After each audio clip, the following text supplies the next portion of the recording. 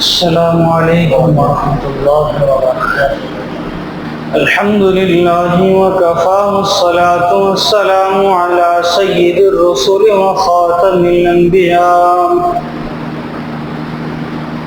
اما بعد فاعوذ باللہ من شرور انفسنا ومن سیئات اعمالنا، من یهده اللہ فلا مضل له ومن يضلله فلا هادي له، ونشهد أن لا إله إلا الله وحده لا شريك له، وأشهد أن سيدنا ومولانا وحبيبنا وشفيعنا وسندنا محمدا عبده ورسوله، أما بعد أعوذ بالله من الشيطان الرجيم، بسم الله الرحمن الرحيم، يا أيها الذين آمنوا كتب عليكم الصيام كما كتب على الذين من قبلكم لعلكم تتقون۔ صدق اللہ العظیم وصدق رسوله النبی الأمی الکریم، ونحن على ذلك لمن الشاهدين والشاكرين، والحمد لله رب العالمين۔ اللهم صل على محمد وعلى آل محمد كما صليت على إبراهيم وعلى آل إبراهيم إنك حميد مجيد۔ اللهم بارك على محمد وعلى آل محمد كما باركت على إبراهيم وعلى آل إبراهيم إنك حميد مجيد۔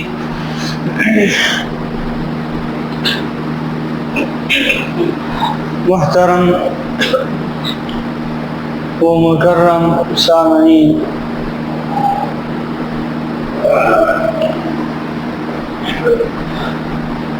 شوال کا مہینہ چل رہا ہے۔ یہ اسلامی کیلنڈر کے لحاظ سے 10واں مہینہ ہے، اور اس سے جو پہلے گزرا اسے رمضان المبارک کہتے ہیں۔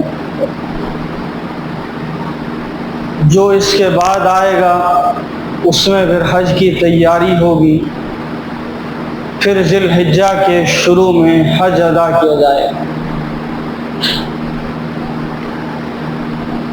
یہ ماہ مبارک جو گزرا ہے،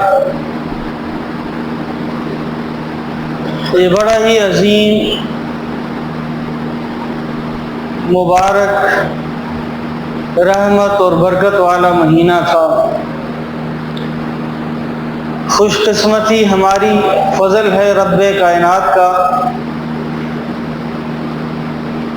کہ رب ذوالجلال نے ہمیں یہ مہینہ مکمل طور پر نصیب فرمایا۔ اس میں عبادات کی، ہر چیز کی توفیق نصیب فرمائی۔ نہ جانے اگلا رمضان ہمیں ملتا بھی ہے کہ نہیں۔ تو اسی لیے اس ماہ مبارک کے شروع میں، یعنی کہ شوال کے شروع میں، غالباً آج 7 تاریخ ہے، سب سے پہلے تو اپنا محاسبہ کرنا چاہیے کہ رب العالمین نے جو مہینہ نصیب فرمایا اس کے اندر میں نے کیا کھویا اور کیا پایا۔ سب سے پہلے تو یہ محاسبہ ہونا چاہیے۔ اور اس رمضان کو بھی دیکھے اور گزشتہ جو رمضان گزرے ہیں ان کو بھی دیکھے۔ آیا جو گزشتہ رمضان میں نے گزارے وہ اور یہ والا رمضان، اس کے اندر کتنا فرق آیا ہے، کتنا ممتاز رکھا ہے، کتنا اونچا رکھا ہے۔ گزشتہ رمضان کے مطابق اور اس رمضان المبارک کے مطابق میں نے کتنی عبادات کی ہیں، میں نے کتنے صدقات دیے ہیں، میں نے کتنے نوافل پڑھے ہیں، میں نے کتنی دعائیں مانگی ہیں، میں نے کتنی تلاوتیں کی ہیں، میں نے کیا کیا ہے اور کیا نہیں کیا، ان دونوں کا محاسبہ کرنا چاہیے۔ اگر تو گزشتہ تمام رمضان سے یہ رمضان ممتاز رہا، عبادات کے لحاظ سے، تلاوتوں کے لحاظ سے، اللہ سے مانگنے کے لحاظ سے، شب قدر کی تلاش کے لحاظ سے، اس میں عبادات کے لحاظ سے اگر تو ممتاز رہا تو پھر ہاتھ اٹھائیے، یا اللہ تیرا شکر،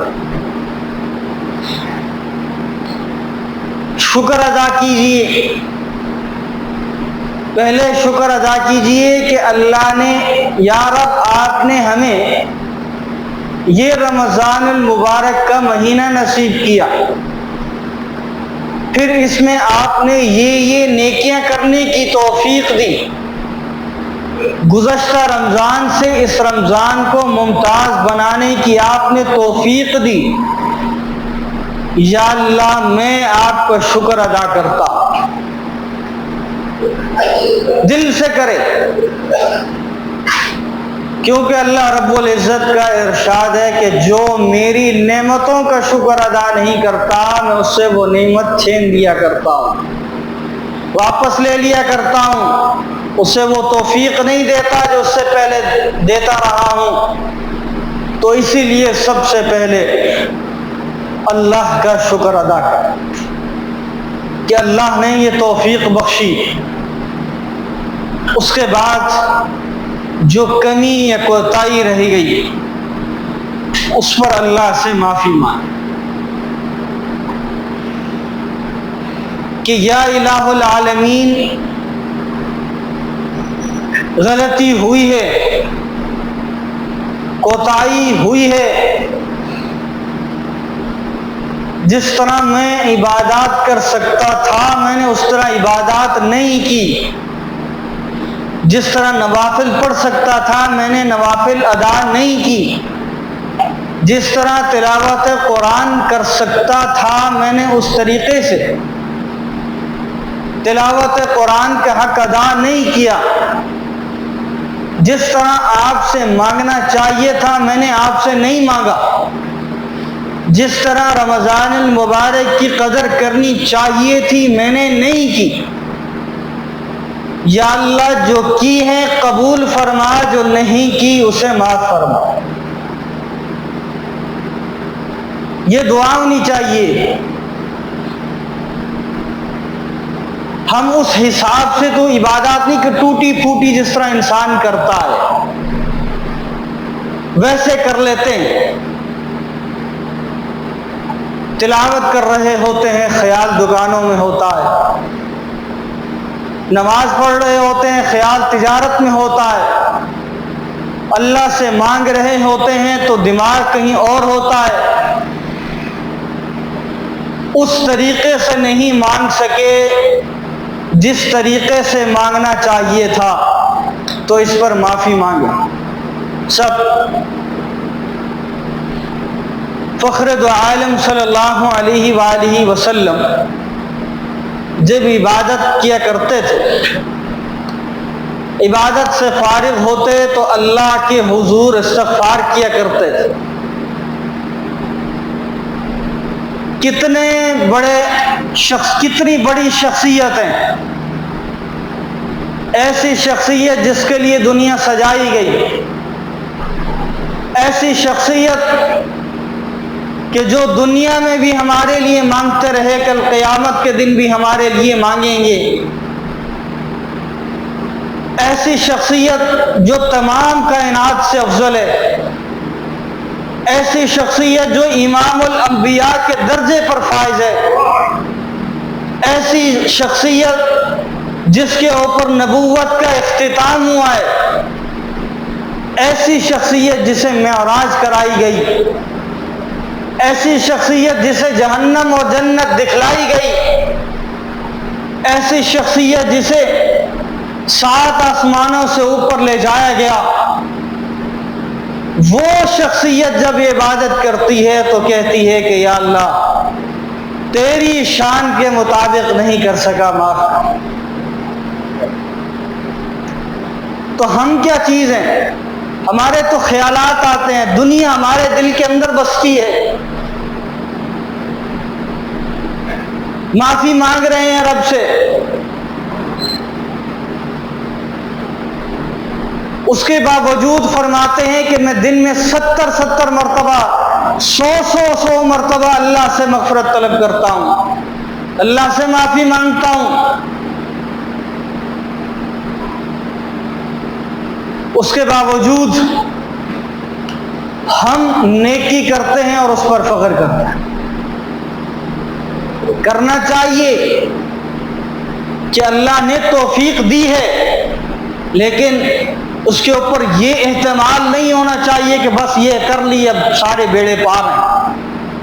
بہت سے لوگ ایسے کرتے ہیں، بس جی یہ کام کر لو تمہارا بیڑا پار ہے، نماز نہ پڑھو، روزہ نہ رکھو، زکوٰۃ نہ دو، بس بیڑا پار ہے۔ جی کیسے پار ہے؟ کس طرح پار ہے؟ کوئی ہمیں بھی بتاؤ۔ کیا آپ فخر دو عالم صلی اللہ علیہ وآلہ وسلم سے بڑے عالم آگے ہیں؟ نبی ہونے کے باوجود عبادات ایسی کیا کرتے تھے، احادیث میں آتا ہے رمضان میں جب آپ نماز پڑھتے تھے اتنی لمبی نماز ادا کرتے تھے کہ آپ کے پاؤں مبارک کے اوپر ورم آ جاتے تھے، پھٹ جاتے تھے، کھڑے ہیں اللہ کی عبادت کر رہے ہیں، اور ہمیں کہا جاتا ہے کہ بس جی یہ کام کر لو اور بیڑا پار ہے۔ پھر تو بڑا آسان کام ہے۔ کیا جنت ایسے مل جاتی ہے؟ جنت صرف ایک کام کرنے سے مل جائے گی؟ اگر دوسرا کام نہ کیا پکڑ ہوگی جنت تو درکنار، جہنم کا ایندھن بن جاؤ گے۔ پھر کہتے ہیں جی یہ بہت پہنچی ہوئی سرکار ہے، بہت پہنچے ہوئے ہیں۔ کسی اللہ والے نے ایسے لوگوں نے کیا خوب کہا ہے، فرمایا ہاں پہنچے ہوئے ہیں مگر جہنم میں۔ انکار نہیں کر رہا، پہنچے ہوئے ہیں، واقعی پہنچے ہوئے ہیں، لیکن جہنم کے گڑھوں میں سے گڑھے کے اندر یہ پہنچے ہوئے ہیں۔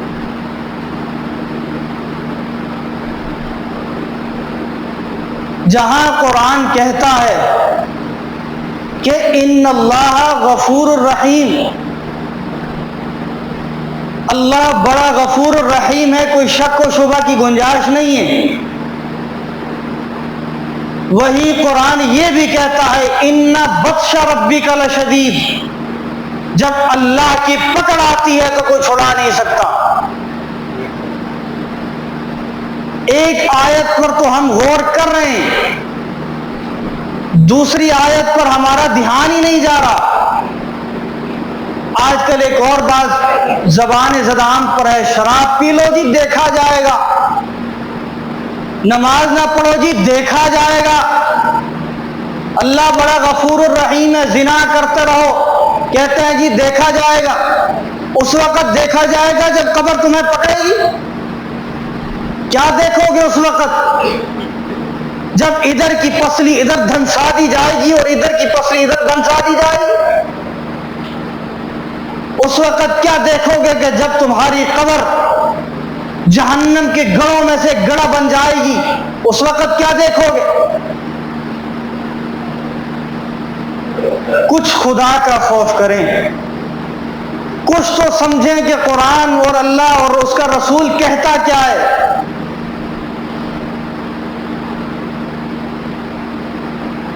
میسیجز چلا دیے جاتے ہیں جی یہ کر لو جی جنت واجب ہو جائے گی۔ جنت لینا اتنا آسان ہے؟ صرف ایک میسج فارورڈ کرو جنت مل جائے گی؟ پھر تو صحابہ کرام اور رسول اللہ صلی اللہ علیہ وسلم کو کوئی چیز کرنے کی ضرورت ہی نہیں تھی، وہ نہ پڑھتے یہ نمازیں، نہ کرتے یہ جہاد، نہ دیتے یہ زکاتیں، نہ دیتے صدقات، نہ کرتے وہ دعائیں۔ ان جیسی کوئی کائنات کے اندر کوئی شخصیت موجود ہے؟ بڑے سے بڑا عالم، صلحاء، متقین، علماء، شیوخ الحدیث و تفسیر، دنیا کے تمام یہ لوگ ملا دیے جائیں، جس نے ایمان کی حالت میں ایک مرتبہ سرکار دو عالم صلی اللہ علیہ وسلم کو دیکھا ہے، اس کی جوتی کے برابر بھی یہ لوگ نہیں ہیں۔ اس کے باوجود کھڑے ہیں، اللہ سے مانگ رہے ہیں یا اللہ معاف کر دے، آپ کے حساب سے ہم عبادات نہیں کر سکے، یا اللہ معاف کر، گڑ گڑا رہے ہیں۔ ایک صحابی رسول صلی اللہ علیہ وسلم کے پاس کسی نے کچھ اشرفیاں یا کچھ درہم بھیج دیے، کافی زیادہ تھے۔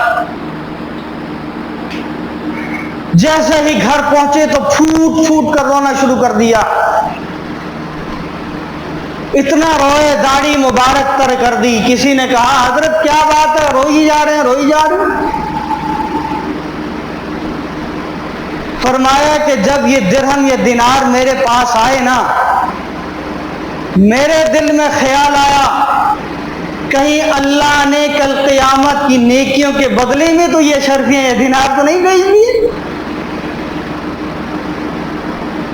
کل جو میرا ذخیرہ آخرت تھا کہیں دنیا میں تو نہیں مل رہا، اس لیے اللہ سے معافی مانگ رہا ہوں، یا اللہ کہیں کوتاہی ہو گئی ہے تو معاف کر دے، دنیا کو میرے گھر سے لے جا۔ یہ تھے وہ لوگ، ایک ایک چیز میں، ایک ایک لمحے میں اپنی آخرت کو تلاش کرتے تھے۔ حضرت عمر رضی اللہ تعالیٰ عنہ جیسی شخصیت،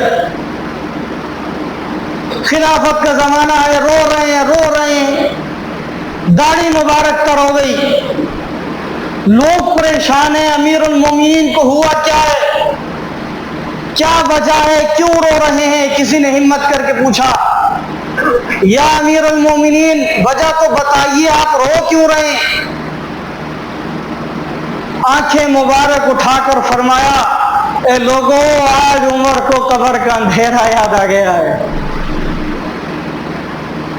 اتنی بڑی شخصیت جس کو فخر دو عالم نے مانگا، جس کو کعبہ کا غلاف پکڑ کے مانگا، اللہم اعز الاسلام بعمر بن خطاب و عمر بن حشام، یا اللہ اگر آپ اسلام کو عزت دینا چاہتے ہیں تو عمر بن خطاب کو اسلام کی دولت نصیب کر دیجیے۔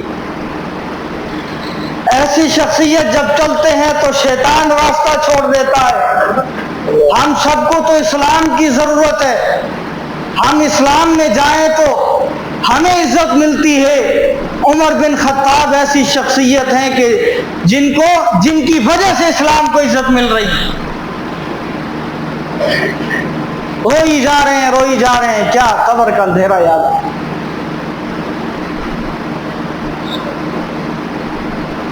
پھر ایسی شخصیت جب انصاف کرتی ہے، جب اللہ سے ڈرتی ہے تو دریا کو خط لکھتی ہے تو دریا چل پڑا کرتے ہیں، زمین پر ٹھوکر مار کر کہتے ہیں کہ زمین تو ہل رہی ہے کیا، تجھ پر عمر انصاف نہیں کر رہا، تو زمین تھم جایا کرتی ہے۔ آگ نکلتی ہے تو حکم ہوتا ہے کہ آگ واپس جاؤ، آگ واپس چلی جاتی ہے۔ منبر رسول پر کہتے ہیں یا ساری الجبل، اے ساری پہاڑ کے پیچھے آؤ، کہاں دور وہ جہاد کر رہے ہیں، اللہ نے وہ آواز وہاں تک پہنچا دی، اس کے باوجود گر گر آ رہے ہیں، اس کے باوجود کہہ رہے ہیں کہ ہم اس قابل نہیں۔ اور فرمایا کرتے تھے لوگوں، اگر کل قیامت کے دن اللہ نے کہہ دیا نا کہ تمام لوگ جنت میں جائیں گے سوائے ایک شخص کے، تو مجھے احتمال ہے کہ وہ ایک شخص میں ہوں۔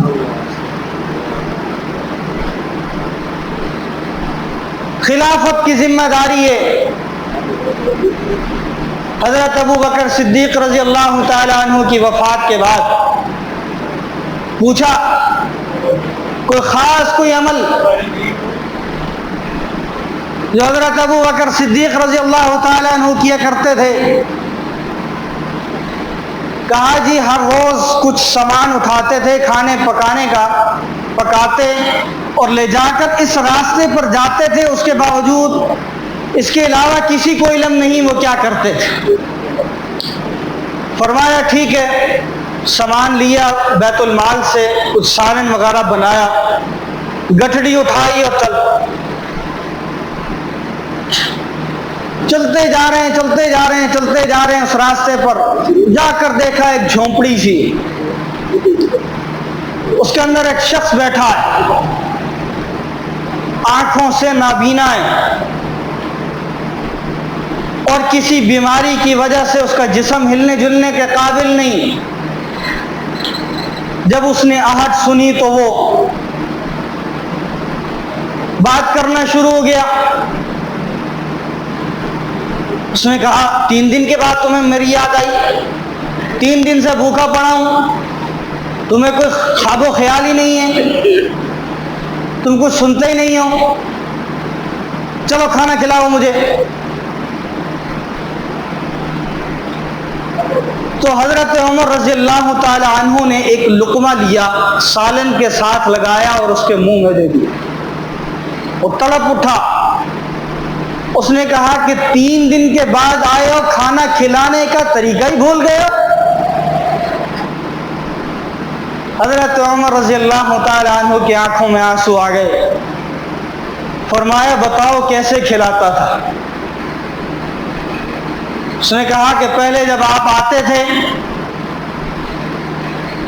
آپ کو معلوم تھا کہ میرے منہ میں دانت نہیں اور بیماری کی وجہ سے میں سخت روٹی کھا نہیں سکتا، اسی لیے آپ وہ لقمہ پہلے اپنے منہ میں رکھ کر اس کو چباتے تھے، جب وہ نرم ہو جاتا تھا آپ میرے منہ میں دیتے تھے، اور آج اس کے برعکس آپ نے سخت لقمہ میرے منہ میں دے دیا، وہ بھی گرم گرم، اس کی وجہ کیا ہے؟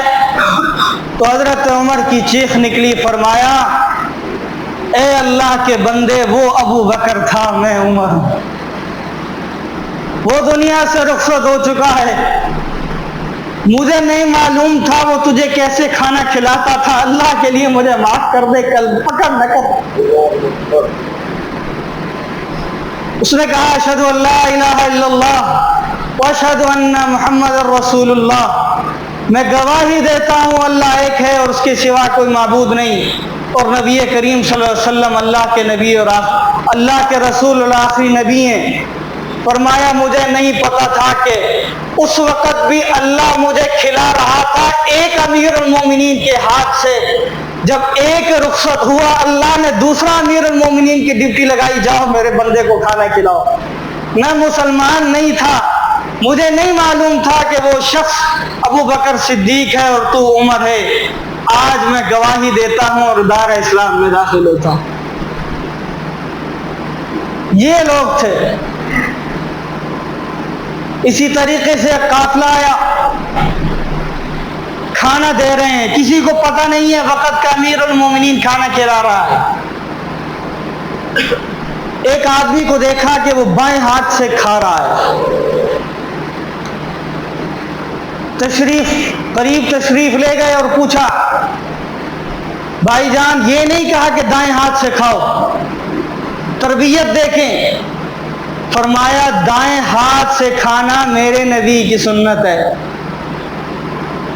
وہ سمجھ گیا. اس نے کہا کہ کھانا کھلانے والے،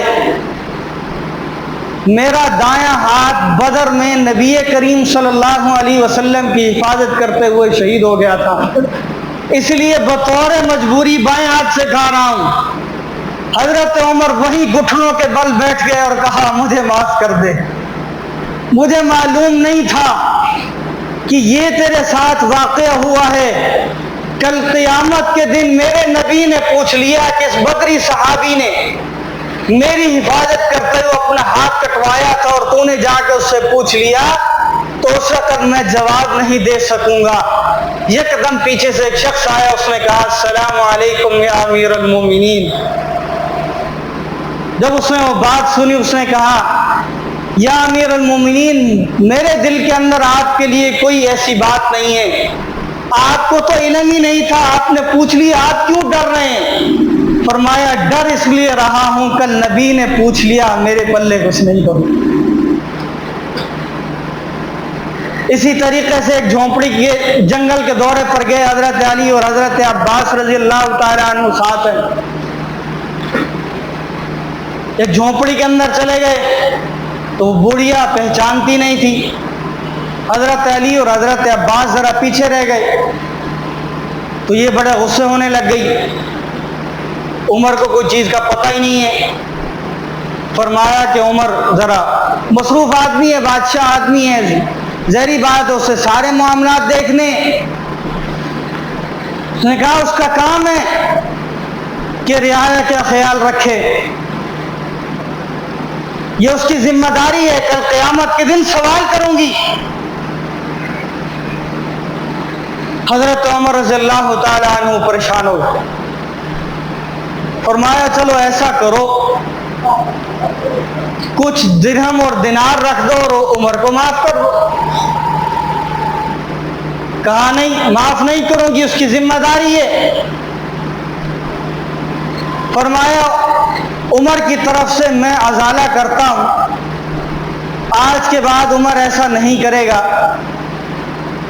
تو یہ کچھ مزید میں آپ کو دیتا ہوں، آپ معاف کر دیں. کرتے کرتے ایک جگہ پر وہ آ کے خوش ہو گئی، دے دیے اور ساتھ ایک چمڑے تھا، اس کے اوپر لکھوایا کہ اس اللہ کی بندی نے اتنے رقم کی صورت میں عمر بن خطاب کو معاف کر دی. جب یہ تحریر مکمل ہوئی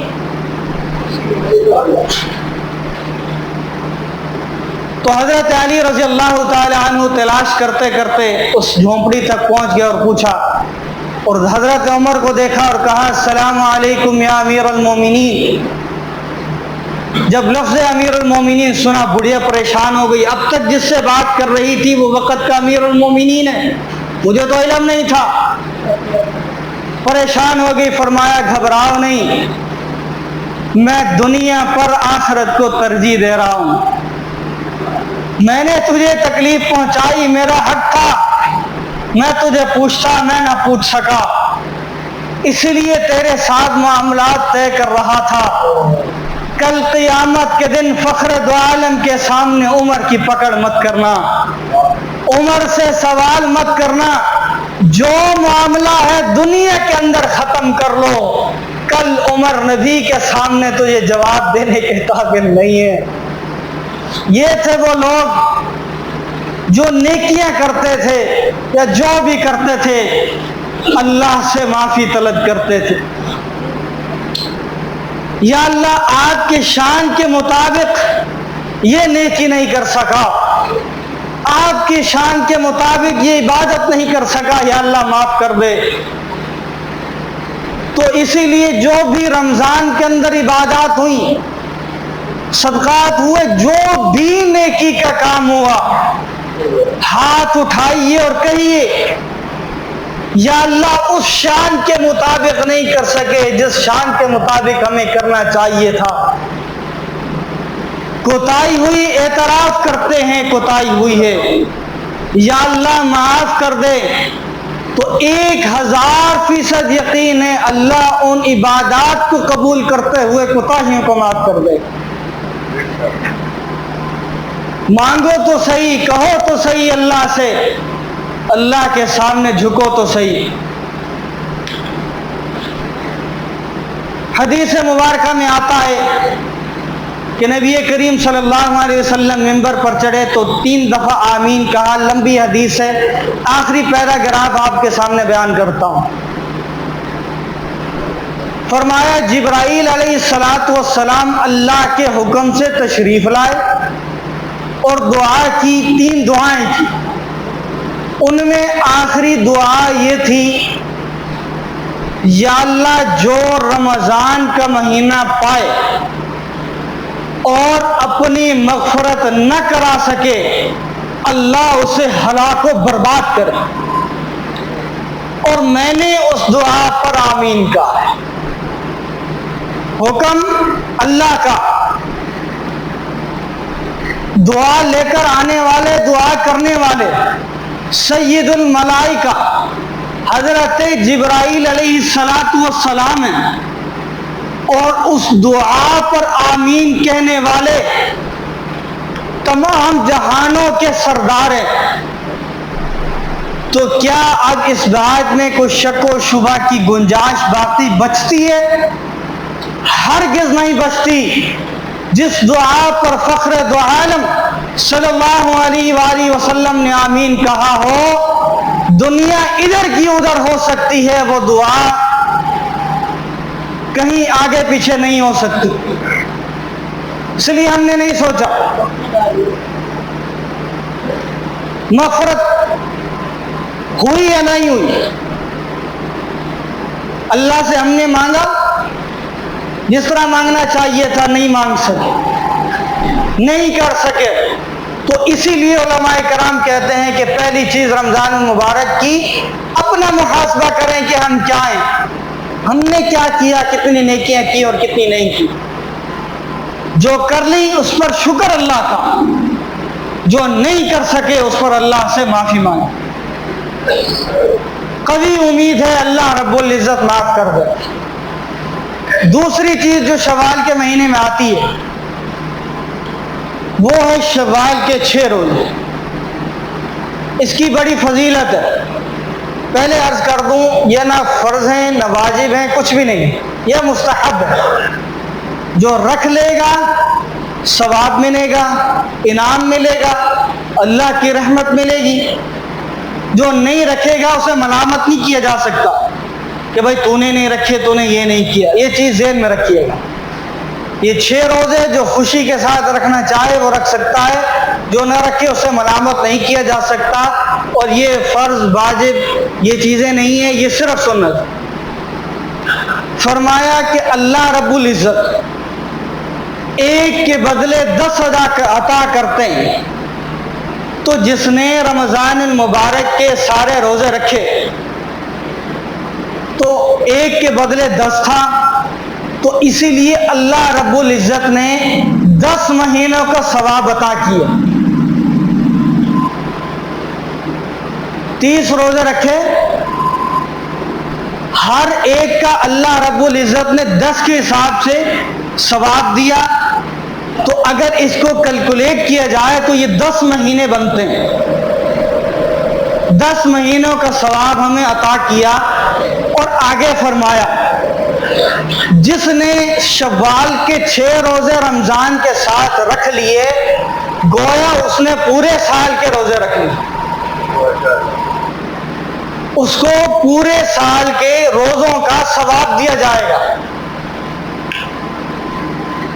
حضرت صوبان اور حضرت ابو ایوب انصاری رضی اللہ تعالی عنہ سے 2 روایتیں منقول ہیں۔ دونوں کا مفہوم ایک ہی ہے کہ جو رمضان المبارک کے ساتھ شوال کے 6 روزے رکھے گا، اللہ رب العزت اسے پورے سال کے روزوں کا ثواب نصیب فرمائیں گے۔ اب اس میں ایک اور بات عرض کر کے بات کا اختتام کرتا ہوں کہ کچھ حضرات ایسا کرتے ہیں کہ جی ہم شوال کے 6 روزے بھی رکھتے ہیں، جو فرض روزے رہ گئے ہیں اس کی نیت بھی کر لیں گے۔ یاد رکھیں اس شوال یہ جو نفلی روزے ہیں اس کے اندر فرض کی نیت نہیں کی جا سکتی۔ ایک چیز ہوگی، یا تو آپ گزشتہ قضا نماز روزوں کی نیت کر لیں تو وہ ہو جائیں گے، اس کا ثواب نہیں ملے گا۔ اگر آپ اس کے ثواب کی نیت کر سکتے ہیں، کریں گے تو پھر وہ قضا باقی ہوں گے، اس کو بعد میں رکھا جائے گا۔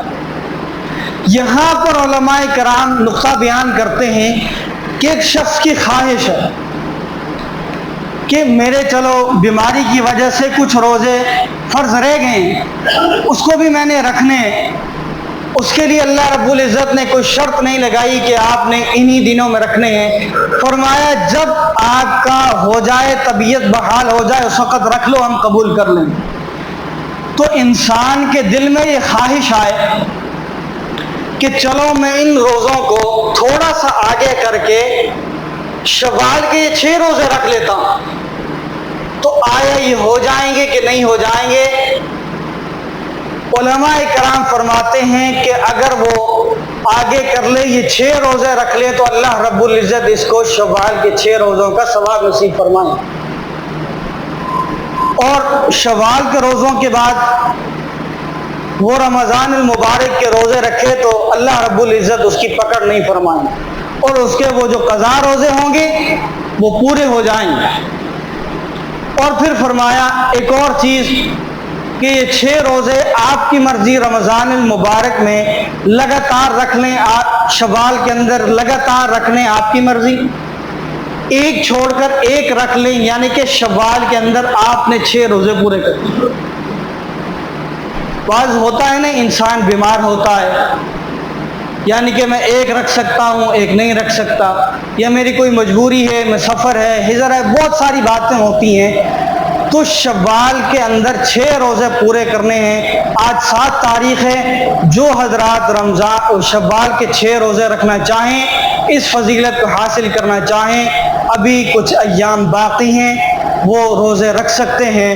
تو آج 2 چیزیں بیان ہوئیں۔ پہلی چیز کہ رمضان کے بعد اپنا محاسبہ کریں کہ ہم نے کیا پایا ہے، کیا کھویا ہے، کتنی عبادات کی ہیں، پچھلے رمضان کو اس رمضان سے ممتاز کیا ہے نہیں کیا، اور جو عبادات ہوئیں اس پر شکر ادا کریں، جو کرنا چاہتے تھے نہ کر سکے اس پر اللہ سے معافی مانگیں، اور شوال کے یہ جو 6 روزے ہیں جو حضرات رکھ سکتے ہیں خوش دلی سے رکھ سکیں، فرض نہیں ہے، واجب نہیں ہے، تو اللہ رب العزت سے دعا ہے اللہ رب العزت ان تعلیمات پر عمل کرنے کی توفیق نصیب فرمائے۔ وآخر دعوانا الحمدللہ۔